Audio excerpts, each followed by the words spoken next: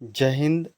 आज हम जानेंगे मोटा चारा या फाइबर से संबंधित कुछ बातों को, जिसको हम हिंदी में रेशा भी कहते हैं। ये हमारे बॉडी के अंदर कितना इम्पोर्टेंट है, इसको हम इस वीडियो में कवर करेंगे। और ये भी जानेंगे कि इसके अनुपस्थिति में हमारे शरीर में क्या नुकसान हो सकते हैं, एक कहाँ से मिलते हैं, कौन से अनाज से, किन सब्जियों में, ये सारी चीज़ें हम इसमें कवर करेंगे।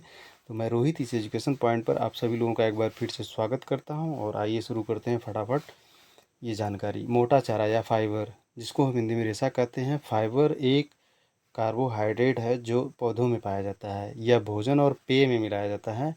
अन्य कार्बोहाइड्रेट की तरह फाइबर हमारे शरीर द्वारा पचाया नहीं जा सकता है। इसके बजाय ये बड़ी आंत में बैक्टीरिया द्वारा टूट जाता है। आहार फाइबर के दो मुख्य प्रकार हैं, घुलनशील और अघुलनशील। अब हम ये जानेंगे कि कौन सा भोजन फाइबर युक्त होता है। किसी प्राकृतिक या कृत्रिम पदार्थों के बने पतले तंतु को फाइबर या रेशा कहते हैं। यह फल, सब्जियां, अनाज, बीन्स, मटर, दालें, ये सभी आपको रोज़ाना फाइबर की पूर्ति करने में मदद करते हैं। यानी कि इन सब्जियों में, इन फलों में ये फाइबर की मात्रा पाई जाती है।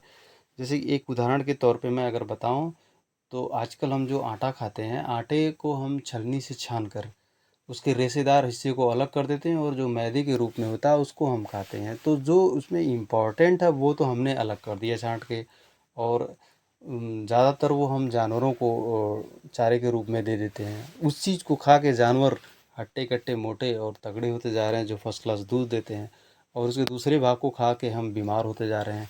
उसका यही वजह है कि हम अपने भोजन से फाइबर की मात्रा को हटाते जा रहे हैं। तो हम नेक्स्ट जो है अगला देखेंगे। अगला हम शरीर में फाइबर की कमी से क्या होता है उसके बारे में हम जानते हैं कि हम आपके आहार में फाइबर की कमी का एक स्पष्ट संकेत यह है कि आपको कब्ज है। यानी अगर कब्ज की शिकायत है तो वो भी, उसकी भी वजह फाइबर ही है, क्योंकि फाइबर से हमारे लीवर को मजबूती मिलती है, और लीवर ही हमारे भोजन को पचाता है। कब्ज तब होता है जब आप मल त्याग में कमी करते हैं। यह तब होता है जब आपका पाचन तंत्र आपके सिस्टम से अपशिष्ट को पर्याप्त तेज़ी से बाहर नहीं निकाल पाता है। यानी कि बातें वही हो गई कि हमारा लीवर अगर कमज़ोर होगा तो वो भोजन को अच्छी तरह से पचा नहीं पाएगा, और अच्छी तरह से पचा नहीं पाएगा तो मल त्याग में समस्याएं होंगी। इसमें क्या होता है कि जब मोटे अनाज यानी रेशेदार अनाज हम खाते हैं, तो उसके रेशेदार हिस्से जब हमारी बॉडी में यानी आँत में जाते हैं, तो वो जल की मात्रा को अवशोषित करते हैं, और वहाँ जाके फूल जाते हैं। फूलने के बाद वो क्या करते हैं, जो आँत होती है, आँत को पूरी तरह से कवर करते हुए नीचे की तरफ धीरे धीरे खिसकते हुए जाते हैं। जैसे कि हम एक उदाहरण देखें, तो एक पाइप में हम कपड़ा लगा के इधर से ठूंसते हैं और दूसरी तरफ निकालते हैं, तो पाइप चिकनी हो जाती है, साफ़ हो जाती है। सेम वही हाल होता है इसमें, जो रेशेदार अनाज होते हैं, बीज होते हैं, वो अंदर जाते हैं और आंतों में जाके पानी की मात्रा को अवशोषित कर लेते हैं। जल की मात्रा को अवशोषित करने के बाद फूल जाते हैं, और वो फूलने के बाद पूरी दीवार को कवर करते हुए नीचे की तरफ खिसकते जाते हैं। तो इससे क्या होता है कि आंतें भी हमारी साफ़ हो जाती हैं, जिससे हमें मल त्याग में ये समस्याएं नहीं आती हैं, और पेट साफ होता है, जिसकी वजह से कब्ज़ नहीं बनती है। और कब्ज़ नहीं बनेगी तो सब कुछ, कि अक्सर सुनने में आता है कि गैस्ट्रिक की प्रॉब्लम हो गई है, कब्ज़ बन रही है, या डकार सी आ रही है।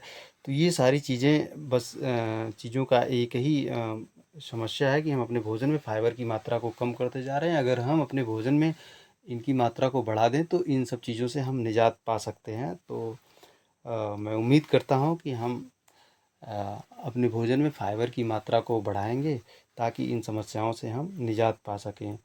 और उम्मीद करता हूँ वीडियो अच्छी लगी होगी। अच्छी लगी हो तो कमेंट सेक्शन में ज़रूर बताएं, तथा इसको लाइक और शेयर करें, ताकि ज़्यादा से ज़्यादा तक लोगों तक ये जानकारियाँ पहुँच सकें। वीडियो को अंत तक देखने के लिए बहुत बहुत धन्यवाद।